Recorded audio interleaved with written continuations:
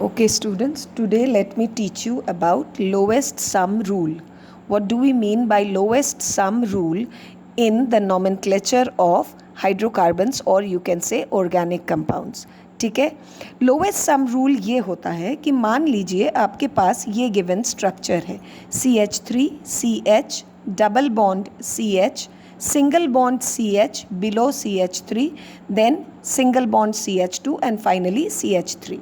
ठीक, आप हमें ये पूछ सकते हैं मैम हम नंबर किधर से करें, लेफ़्ट टू राइट या right to left. Okay, let me write in both the veg.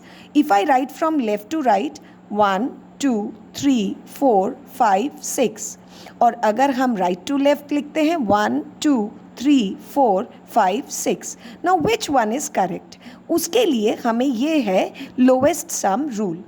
अब लेफ़्ट टू राइट अगर हम काउंट कर रहे हैं तो आपको दो चीज़ें दिख रही, एक जगह आपको दिख रहा है डबल बॉन्ड और एक जगह आपको दिख रहा है branch. So the double bond is in between 2 and 3, so we will consider 2 and the branch is in carbon number 4.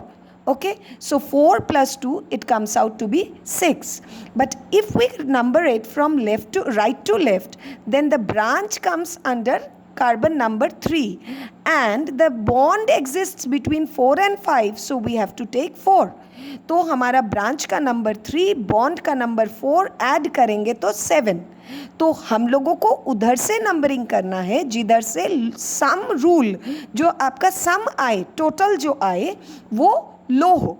तो अगर मैं इधर से कर रही हूँ तो 7, इधर से कर रही हूँ तो 6. So we will consider numbering the structure from left to right. So this is the correct one. अब आते हैं हम लोग नेमिंग पे. कितने कार्बन थे रूट वर्ड में? 6. So it is hex. Primary suffix क्या है? अब आपको दिख रहा है कि यहाँ डबल बॉन्ड है और double bond is existing between 2 and 3. So the double bond is in and it is at the carbon number 2.